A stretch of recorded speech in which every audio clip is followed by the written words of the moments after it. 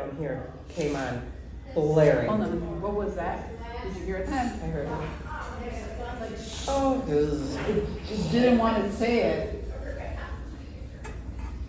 Alright. Alright.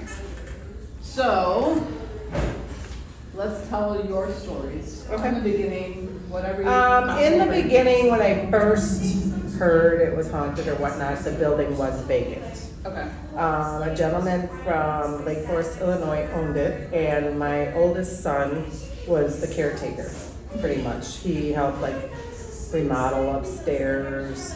They gutted, when Whispering Oaks left, it sat for quite a while before Chuck bought it. And I mean, they left food in the refrigerators and like milk. I mean, it needed a lot of attention.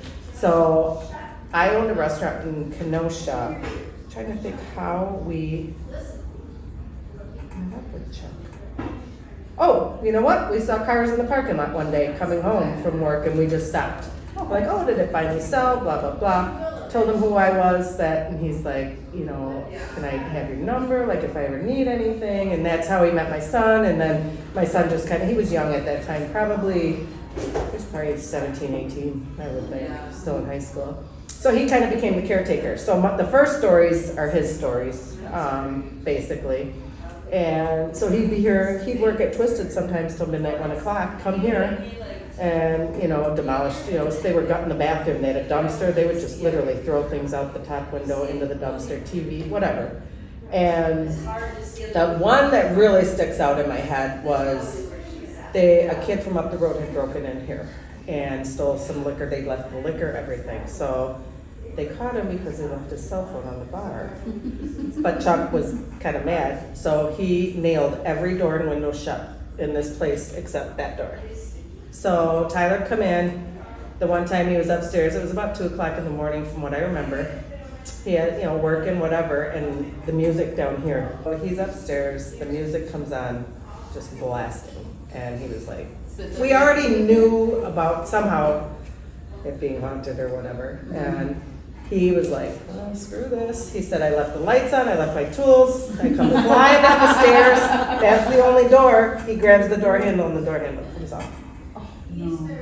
Yeah, so he called Chuck and he's like, if you don't get here, I'm busting a window, I need to be out of here. So that was one of the big ones. And they have like a specific music or just random? I don't music? even know, I Okay. have no idea. We could definitely have him come in next time too. For sure. Because I believe she was very attached to him. Because it was vacant for so long, he was the only one here, and she would play with him. One time, he had his Suburban parked in the garage, and I heard, it's gotta be something. My feet. Oh, maybe it was, okay. That was my feet. That was your feet. The last one I was swear that it came from over there, It came though. over in this corner. That was my feet. Okay, no, I'm just joking. It'll be okay. He was backed in the garage, and he was working and whatnot. And I do believe the busier we are, the noisier it is, the more comfortable she is. I think that she just hates being alone. Mm-hmm. So he went to leave one night, and as he was pulling out of the garage, the whole garage door fell on the hood of the Suburban. So yeah, he didn't like that one so much. He used to park his truck in the garage, and he had that app where you can lock and unlock your. And he's a worrywart, and he would check it, and he swore I locked my truck, and it'd be unlocked, so he'd lock them. And then he'd check it again 10 minutes later, and it'd be unlocked, and they played this game, you know, back and forth. He just recently, probably within the last 6 months, I would say, he was here by himself, cleaning out the fryers, you know, at his back, you know, he's cleaning, whatever, and he goes, I have no idea why, just all the hair on my body just stood up for absolutely no reason. And he said when he turned to look, he just saw like something walk past him. And he's like, that's it, I'm done, yeah. We've had another chef that said, I think I finally had my sighting. I was washing my hands in the sink and she walked past me behind me. I saw it out of my peripheral vision. Josh does have a few stories, not many. He's skeptical, but he does definitely have things where he's like, that was weird, like he can't explain. Trying to think what Tyler, if there was any other things. Told you about the door. So that, basically, that was our introduction. We did, once they bought the property, we did have it smudged, the whole property, inside, upstairs, the whole outside of the property. They bought in March of 2016. We opened in September, so I'm assuming probably August of 16.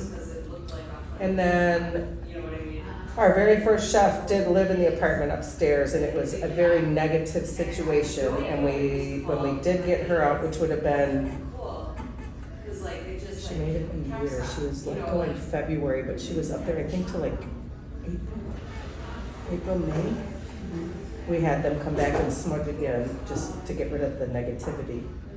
And the one thing that the person smudging said was there's one bedroom, I don't know if anyone told you why, or what we've been told, why she's here. There's paneling, old barn wood paneling in one of the bedrooms upstairs. And supposedly that wood came from the farm where the accident happened.